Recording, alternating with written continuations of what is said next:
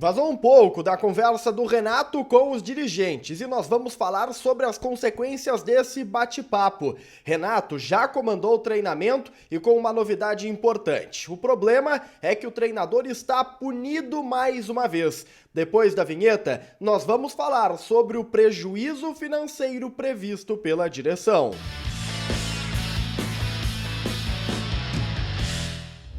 Salve galera, tudo certo com vocês? Chegando aqui no A Dupla para destacarmos o Grêmio. Eu sou o Matheus Dávila e nós vamos juntos com o Diário do Grêmio KTO. Deixa o like, compartilha o vídeo, te inscreve no canal, ativa as notificações e vem fazer parte do A Dupla. Esse vídeo aqui é de KTO.com, onde a diversão acontece e joga com responsabilidade. O cupom é A Dupla para você ganhar 20% em cima do primeiro depósito e deixar os jogos bem mais interessantes. KTO.com, responsabilidade lá na KTO, lembra que é só uma brincadeira e tem muito jogo bom nesse final de semana. Eu quero falar com você sobre as últimas horas e eu inicio falando sobre a reapresentação gremista. Teve treinamento e uma novidade importante foi avistada nos gramados do CT. Walter Kahneman, que foi preservado, foi retirado do último jogo, trabalhou normalmente e deve ser o principal reforço do Grêmio para o jogo do final de semana contra o Botafogo. Jogo contra aquele que briga pelo título do Campeonato Brasileiro, sábado à noite. Aí é aquela história, sai Rodrigo Caio, entra Kahneman. Pelo menos esta é a tendência. Não há nenhum indicativo, pelo menos não foi dado na reapresentação, sobre a volta de Rodrigo Eli ou de Gemerson, dois jogadores que estão ainda no departamento médico e são importantes para o sistema defensivo. Mas a volta do Kahneman já é uma boa notícia. Renato está fora do jogo contra o Botafogo. Não apenas contra os cariocas, mas também diante do Fortaleza. Isso porque o efeito suspensivo, ele encerrou depois do jogo contra o Criciúma e um novo julgamento foi realizado no Rio de Janeiro para interpretar os acontecimentos de abril, quando o Renato tirou os reservas de campo e aquilo foi considerado no duelo contra o Bahia uma atitude contra a ética do jogo. A pena de 4 jogos foi mantida. Como o Renato cumpriu 2, precisará cumprir mais 2. Não treinará contra o Botafogo, nem contra o Fortaleza. É importante que se diga, Renato não deve viajar a Brasília, onde ocorrerá o duelo contra o Botafogo. Isso porque o próprio treinador não considera importante a sua presença no bastidor enquanto está punido. Ele não pode ir ao estádio, entende o Renato, que esta ausência no estádio ela não compensa, né, uma viagem para ficar no hotel, para viver o dia a dia. Então a ideia é que ele não viaje agora na sexta-feira, quando o Tricolor fará o deslocamento para Brasília, para a capital federal. Também é importante que se diga que Alexandre Mendes segue afastado, ele ainda está envolvido nas questões pessoais, nas denúncias que foram realizadas, e ele segue de fora do Grêmio, não está trabalhando. Marcelo Salles, o fera, deve comandar diante do Botafogo, portanto.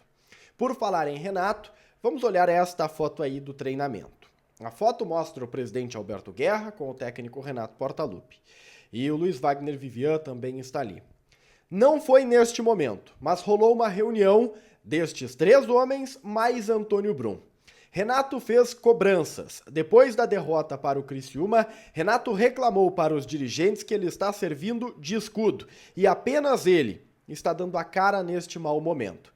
Isso pode gerar uma consequência que é uma mudança no planejamento da comunicação do Grêmio. O Tricolor estabeleceu um protocolo onde os dirigentes não falam em dia de jogo, apenas o treinador.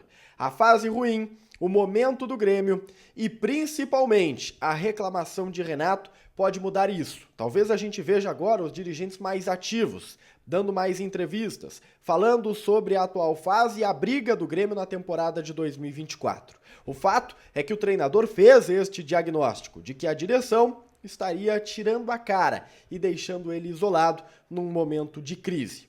Renato ouviu dos dirigentes que ele é homem de confiança, que não há nenhum debate sobre o seu futuro no clube e que todos estão confiantes de que ele, Renato, dará a volta por cima e que terminará o Campeonato Brasileiro, por óbvio, defendendo o tricolor. A informação desta reunião foi divulgada num primeiro momento pelo César Fabres na Rádio Imortal. Por falar em reunião, a gente vira a página e fala sobre aspectos financeiros. Houve uma reunião na quinta-feira à noite no Conselho Deliberativo do Grêmio e foi divulgado que há uma previsão mais pessimista em relação ao assunto financeiro. O Grêmio deve finalizar a temporada de 2024 com um déficit na casa dos 58 milhões de reais.